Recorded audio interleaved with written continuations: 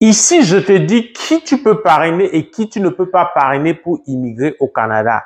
Première chose, tu ne peux parrainer ni ta fille, ni ton fils qui a plus que 22 ans. Pour parrainer ton fils ou ta fille qui a plus que 22 ans, il va falloir que ta fille ou ton fils soit dans un état de dépendance. Je ne vais pas développer tous ces détails, mais un enfant qui est en situation normale, qui est dans un état de santé normal, au-delà de 22 ans, tu ne peux pas parrainer. Tu ne peux non plus parrainer tes frères, tes sœurs, tes neveux, tes nièces. Pour parrainer ton frère ou ta sœur, il faut que les deux parents ne soient plus en vie et il faut qu'ils aient encore moins de 18 ans. Par contre, tu peux parrainer quelqu'un avec qui tu t'es installé comme conjoint de fait. Si vous avez partagé le même toit plus que 12 mois, même si précédemment tu étais marié, si tu étais en séparation donc depuis ce temps-là et que tu as cessé donc de fréquenter ton mari, celui avec qui tu as un acte de mariage et que tu es uniquement depuis plus que 12 mois, tu partages le même toit et le même quotidien avec ton nouveau conjoint ou ta nouvelle conjointe de fait, alors tu peux donc le parrainer ou la parrainer pour immigrer au Canada. En le parrainant, tu peux également parrainer tous ses enfants.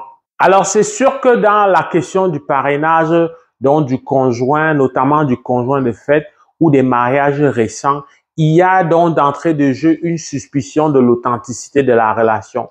Donc là-dessus, lorsque vous vivez et que vous avez des projets donc de vous installer au Canada, il ne faut pas manquer de laisser des traces donc de vie commune, comment vous partagez votre vie commune, vos échanges amoureux. Il ne faut pas systématiquement les effacer. Vous aurez besoin de ça. Vous avez besoin d'avoir des photos à différents événements, dans différentes situations de la vie.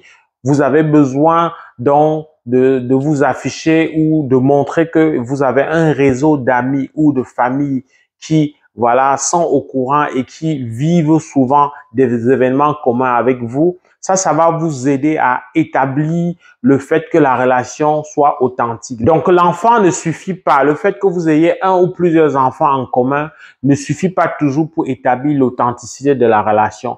Mais c'est sûr que pour une relation plus la relation a duré, mieux c'est plus facile donc et c'est plus solide donc d'établir l'authenticité de cette relation-là.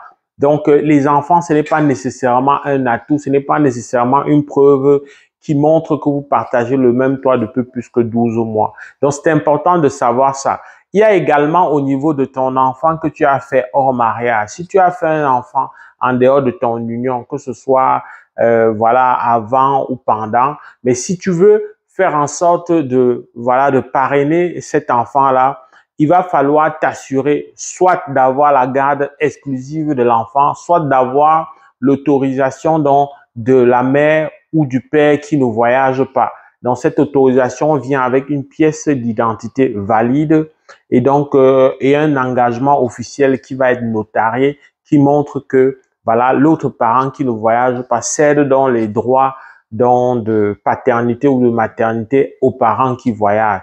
Ça, c'est super important. Sinon, tu ne peux pas immigrer. Alors, bien sûr, ce n'est pas parce que l'autre parent est peut-être hostile au fait de l'idée de faire peut-être la relation s'est très mal passée et ne veut rien entendre, ne veut pas céder ses droits à l'autre parent, ne veut pas voir son enfant loin de lui. Je te suggère fortement de toujours préciser ça, le nom de l'enfant et tout, même si tu n'as plus les informations sur l'enfant, fais en sorte dans ta procédure initiale, c'est-à-dire avant le parrainage, parce qu'il faut dire que quand on parle de parrainage, c'est une procédure de regroupement familial où ça suppose que tu as déjà un statut, soit tu es déjà résident permanent ou même citoyen.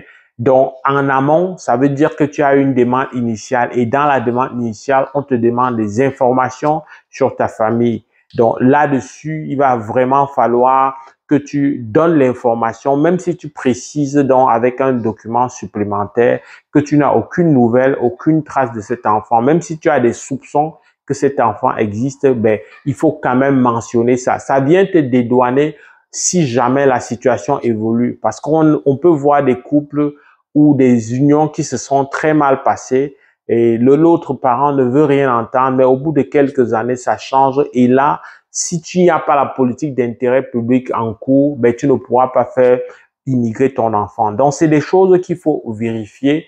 Et donc, j'espère que ces différents éléments te donnent une idée claire de ce qui t'attend. C'est de la même manière que lorsque tu remplis les informations sur la famille, si tu ne mets aucune information ou tu mets des informations incomplètes sur tes frères et sœurs, ça va parfois être difficile donc de faire profiter peut-être des neveux ou les nièces ou même ses propres frères et sœurs là plus tard, parce que la politique d'immigration évolue beaucoup. Il y a des politiques d'intérêt public, il y a des facilités, même si c'est dans le cadre d'un visa, par exemple, temporaire. Il y a des visas temporaires comme étudiant qui sont une passerelle aussi pour faire venir un membre de sa famille. Donc, si un frère ou une sœur doit bénéficier d'un visa pour venir s'installer au Canada, le fait d'avoir un oncle ou un neveu, c'est un atout, par exemple, dans ce cas de figure. Donc, bien renseigner ces informations pour que ce ne soit pas pénalisant plus tard. J'espère que cette vidéo t'a aidé et t'a plu. Fais savoir au plus grand nombre en partageant. Mon nom est Valérie Kamdem. Avec beaucoup de plaisir, je te retrouve dans le cadre d'une prochaine vidéo. Porte-toi bien. Boulot!